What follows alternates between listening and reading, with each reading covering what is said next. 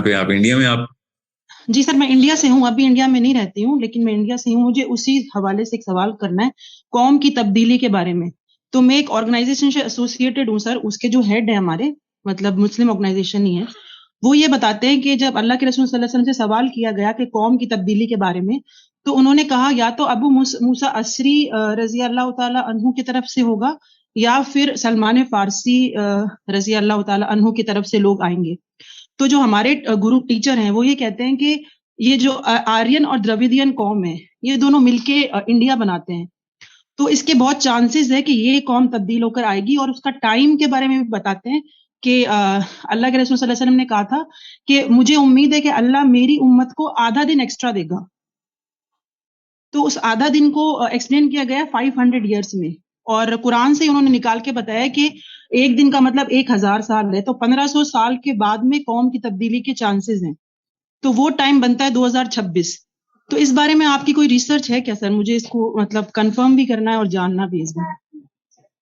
जी, मैं बड़ी तफसील से ना, मेरी क्या रिसर्च होनी, जिनकी रिसर्च थी उन्होंने बड़े लेक्चर मुझे दिए इस बारे में, यहाँ तक कि एंड ऑफ टाइम्स के ऊपर फाइनल डेट तक, मतलब एक दो दफा भी नहीं, कम से कम 10-12 दफा, कई कई घंटों का टोटल दौरानिया बनता है, जिसमें मुझे समझाने की कोशिश होती रही कि कैसे एंड ऑफ टाइम्स कैसे क्रिएट करना है, 500 साल का मतलब क्या है, नबी इस्लाम से लेके आज तक कितने कितने चांद कमरी साइकिल्स गुजरती हैं। तो बड़ा तफसील से मैंने, बड़ा ये पर्सपेक्टिव बड़ा तफसील से मुझे समझ आया, मगर मतलब समझाया उन्होंने, मगर मुझे इसकी सेंस बैठ नहीं सकी कि ये रूल क्या है जो आपने रखा हुआ है, वो रूल बताएं। What is the rule on which, वो उसूल क्या बनाया आपने? वो उसूल तो हदीस में तो नहीं बनाया उन्होंने, क्या सराई की है उन्होंने? जब आप तह में पहुंचेंगे तो उसमें हदीस नहीं होगी, उसमें इनका अपना कयास होगा कि 500 साल, आधा दिन 500 साल क्यों है, ये तो नबी इस्लाम ने नहीं बताया। ठीक है, तो ये बस एक एंगल है देखने का। और दूसरा, आपने हिंद की दो कौमें उठाई, द्राविड और आर्या, तो ये इंडिया से क्यों शुरू हो रहा है सारा मामला? सलमान फारसी तो परिजन है।